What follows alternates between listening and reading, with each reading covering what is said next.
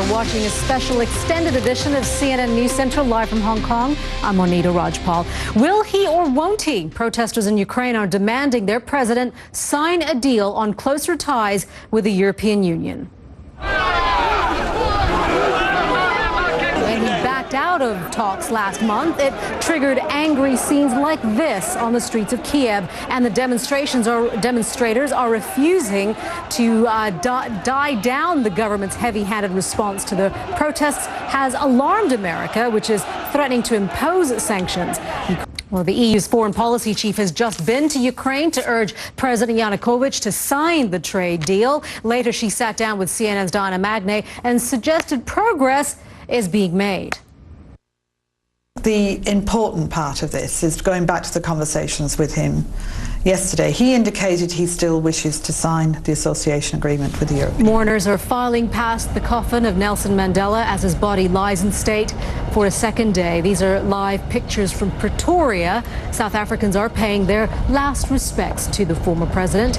A state funeral will be held on Sunday for the man they call the father of modern South Africa. Well, as world leaders paid tribute to Mandela on Tuesday, millions watched and listened, but thanks to one man, not everyone was able to understand what was being said. Brian Todd explains.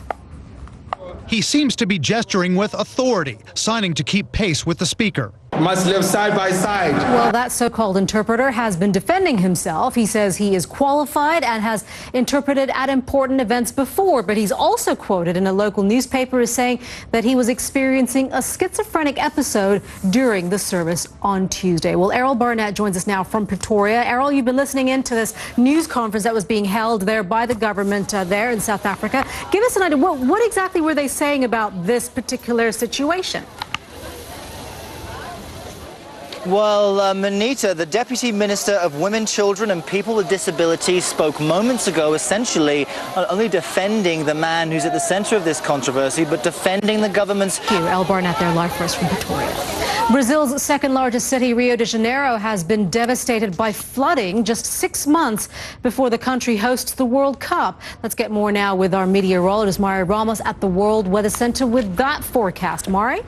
You know what? Some people say that it doesn't take much to see some significant flooding across parts of Brazil, including Rio de Janeiro. What happens is the city for the entire region, even to the weekend. Back to you. Wow. All right, Mari. Thank you very much for that.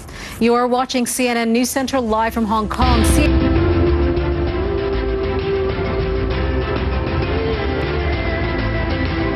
It is a horrifying yet commonplace practice in Cambodia. Every day, little girls sold to pedophiles. In a new CNN Freedom Project documentary, actress and activist Mira Sorvino traveled to Cambodia to hear the stories of the young survivors and the mothers who sold them. Here is an excerpt.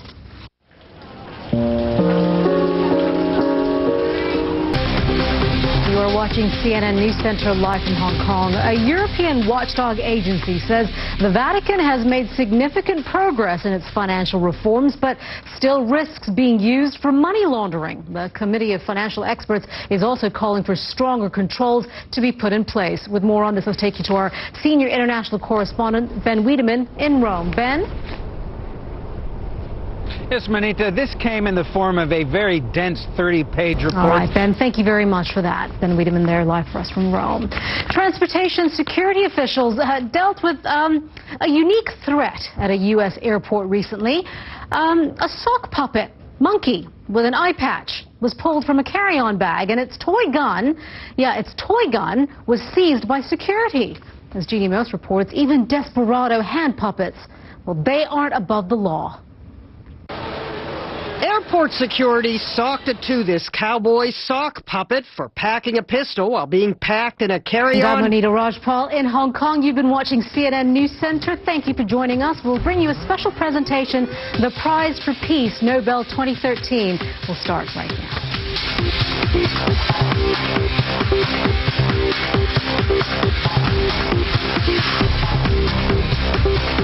now.